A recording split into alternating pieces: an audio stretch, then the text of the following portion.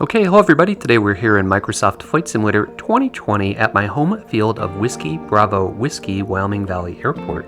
If you've been following this series, you know I'm a flight simmer who decided I wanted to do it for real and take real-life flight lessons, and in the process I had a couple of aha moments of, that's what that thing does in the airplane. So in today's video we'll do something different and cover 6 things that worked differently or unexpectedly in real life versus how I thought they worked in reality.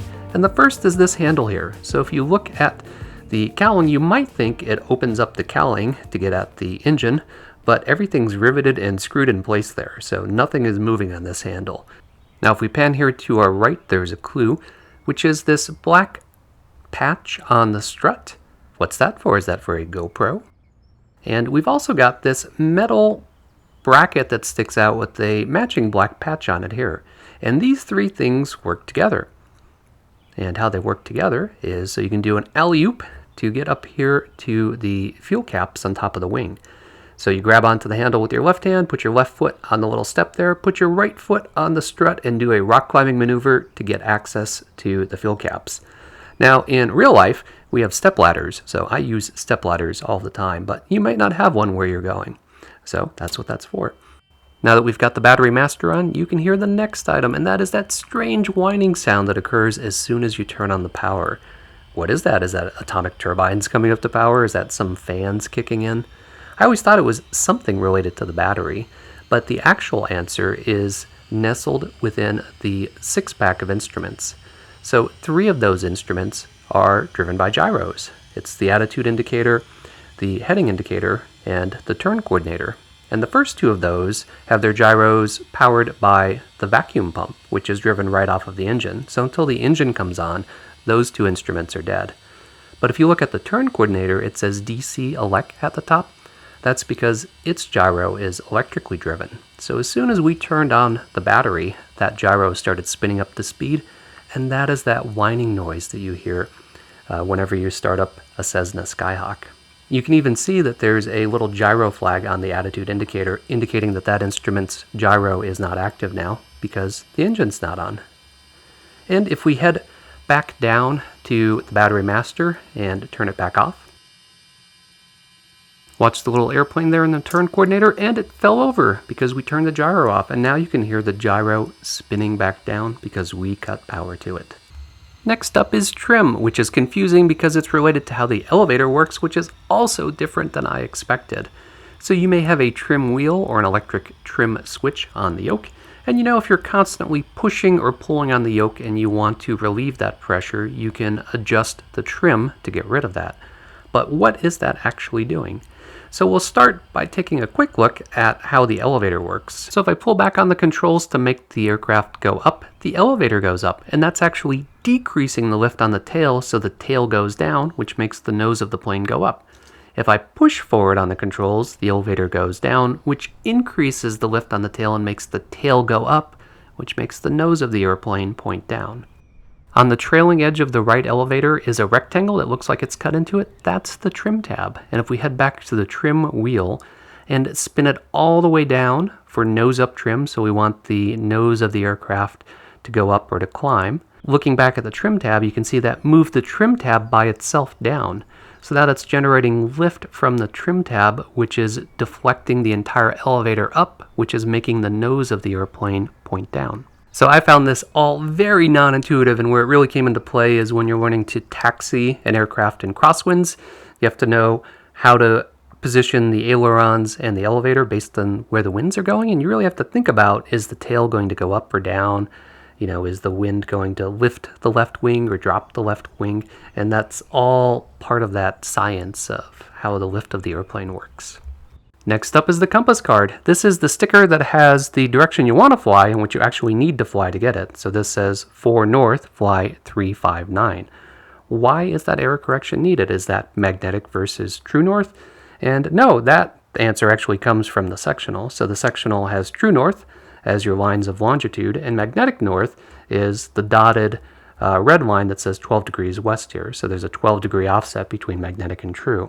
The compass card is something different. So the compass card is telling you the error in your magnetic compass, this little whiskey compass up there. And it's magnetic, so it's affected by things that generate magnetic fields, or by a whole bunch of metal, like say an entire airplane being around it. So if you look around your airplane, you've got things like avionics, you've got all sorts of metal in the cockpit. All of that is going to generate an error in the compass that's unique to this particular aircraft. And that's what the sticker is, and that's why the sticker goes with the aircraft, because it's telling you the offsets and the error in the compass based on the configuration of the aircraft as it currently is. Alright, we've got the engine started up for the next item, and we're going to do a quick mag check to talk about the Magnetos. You've seen me do this a million times during the run-up. So we're going to bring our power up to 1700 and do the mag check by turning each of the Magnetos, there's 2 of them, off individually. And I'll get the yoke out of the way so you can see what's going on. So watch the RPM gauge. I'm going to put my hand on the keys on the left here and turn that from both to left, and we see a drop in RPM. So we lost some power by turning one of the mags off. Go back to both, it comes back up. We turn to the other mag, same thing happens. We go back to both and it comes back up. So we're checking that both Magnetos are working, and we lose a little bit of power when we turn one off. Now if I turn off both Magnetos, the engine quits. So we know we need the Magnetos for the engine to run. And that's because they are little generators driven by the engine itself that produce the electrical power for the spark plugs. They're redundant, you've got 2 of them, so if one fails, the other will still provide power for the spark plug for each cylinder. So that's the Magnetos. They're independent of the electrical system of the aircraft, which I think is really cool. In fact, that's why hand propping works. If you get the engine turning, that will turn the Magnetos and generate power to generate spark that'll ignite the engine and get everything underway. That's one of the things we check when we do the mag check. Just to make a point, I'm going to go over here and bring down the flaps because they are electrically driven.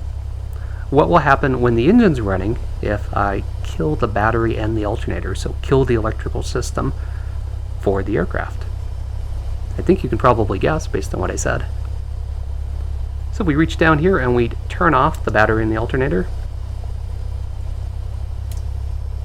Yeah, the engine doesn't care. The engine has nothing at all to do with the electrical system. It has its own electrical system, which is the Magnetos. The flaps care.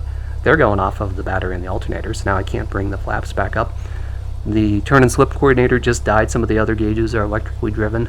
They're not working, but I can keep on flying the aircraft just fine, which is one of the awesome things about Magnetos that I think is very cool. Alright, we're going to taxi on the grass here and do a lap around the pattern for the last item. We're departing from runway 25. We've got Rex AccuSeason in the background giving us all of those awesome fall colors. We're also running with real life weather and time today. Alright, my airspeed is just coming alive. RPMs look good. Engine gauges look good. Coming up on rotate speed, and we are off. I love flying next to the Susquehanna. It's very scenic, and 2.5 in particular lets you cross the river on the crosswind in the base lake. Coming up to 1,000 feet. We're going to turn onto a left crosswind for 2.5. Now we're on the downwind, approaching midfield. Pattern altitude, speed looks good, RPMs, everything looks great. And now I'm going to let myself get a little bit slow and a little bit low. So we are turning left base for 2.5 here. Rolling out onto final, and I'm 900 feet, which is a bit low for this point, dropping down to 800.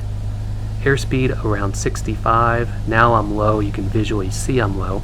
So my instinct is to pull back on the controls, to pull the nose up and climb. Watch the altimeter as I do this. Watch the altimeter and see if it climbs. Nothing's happening on the altimeter, but what is changing is the airspeed. So the airspeed's getting lower and lower. We're at 40 knots. We are going to stall this thing. Drop down, pick up some airspeed, and that was a bit too much for that recovery. But full throttle, bring up our notch of flaps, do a go around. So that is being on the backside of the power curve. When you are slow, pulling back on the controls will create more drag than lift, and you will actually sink when you are trying to climb, and you will get slower, which is a bad thing when you are this close to the ground. Alright, we're going to taxi back to the ramp and call it a day, and look at this, we have traffic. We have a jet taxiing. We'll see where he's going. That's a bit unusual for this small and towered field. It might be another player I'm running with live traffic. So we'll turn on traffic nameplates once I park. Let's see where he's going. I was going to hang a right here by the fuel pumps, but he is turning. Okay, he's going to taxi there along the taxi line in front of the fuel pump, so I will go left. Hey, how you doing? We'll see who he is. And park right back here.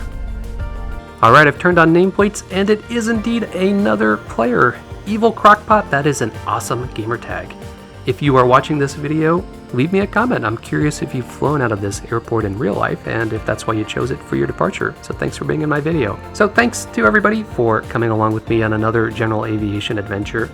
This was a bit technical, and it comes with the disclaimer that it's for entertainment purposes only. I am not a flight instructor. This is not real-life flight instruction. If you have a real-life flight instruction question, ask a real-life flight instructor.